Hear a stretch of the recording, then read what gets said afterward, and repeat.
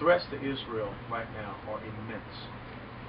The fact that President Sarkozy and President Obama, quote unquote, off microphone, made the comments that they made, it's not so much the words that they said, but the fact that those words were heard on the Arab street. The fact that those words were heard in Iran. They were heard in Egypt. They were heard in Libya.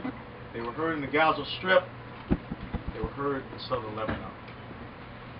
When I was visiting in Israel in August, and we sat down in a room not too much bigger than this with Prime Minister Netanyahu, the one thing that he said, he was very concerned that the United States military did not have a credible presence in Iraq.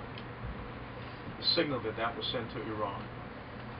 Last week, the IAEA, the International Atomic Energy Agency, said that Iran is marching closer to having a militarized nuclear device.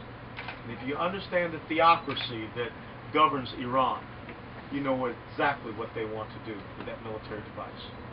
As long as the United States of America has leadership that continues to operate in election cycle sound bites, going all the way back to Jimmy Carter, and the fact that we did not stand with the Shah, and we allowed the Ayatollahs to take over. So now we have a country that's the #1 state sponsor of terrorism all throughout the world. The fact that we forced Hosni Mubarak to step down, and look what has happened in Egypt ever since. Iranian warships have transited through the Suez Canal. Egypt brokered the reconciliation pact between Hamas and Fatah. The Egyptian foreign minister meeting with the Iranian foreign minister. The Israeli embassy being attacked. The oil and gas pipeline that comes out of Egypt has been attacked 4 times. The border crossing has been opened up between Egypt and Gaza.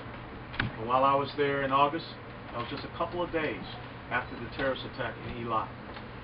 In Libya, we know that the Al-Qaeda flag just about 10 days ago flew over Benghazi. But more importantly, there are 30,000 shoulder-fired surface-to-air missiles missing from Libya. Now, I'm just an old soldier, but I can tell you where I think those surface-to-air missiles are going to end up. Somewhere close to Ben Gurion Airport. This is an incredible time. And the fact that the words that were said between President Sarkozy and President Obama at this incredible time, Israel has the capability to defend itself. We know that they did it against the nuclear facilities in Iraq and also in Syria.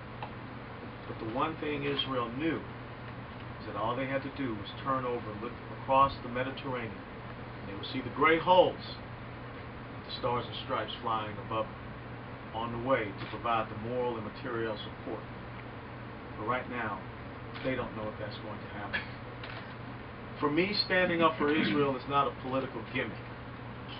It goes back to the times when I sat in Sunday school. And I probably learned more about Israel and the prophets, the Old Testament, as you call it, the Torah, than a lot of young kids knew at the time. Because that's part of our heritage. It's part of our culture. And that's why the bond that I have to Israel, as I said when I was over there in August, America is my physical homeland. Israel is my spiritual homeland.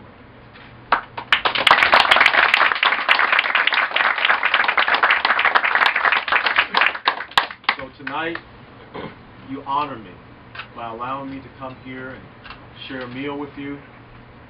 Maybe talk about a little football because we got a couple of big games going on.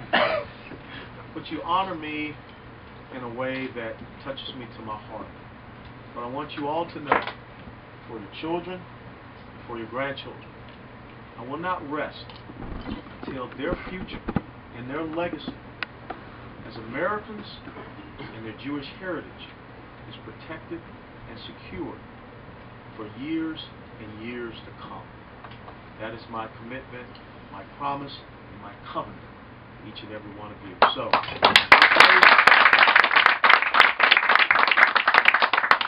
fill your glasses. So documented. There's something. Not yet.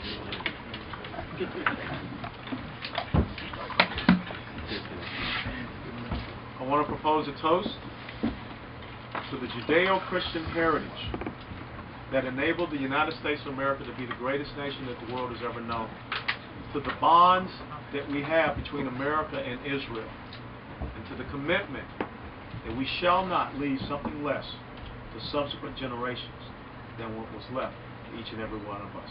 Shalom. Makayim.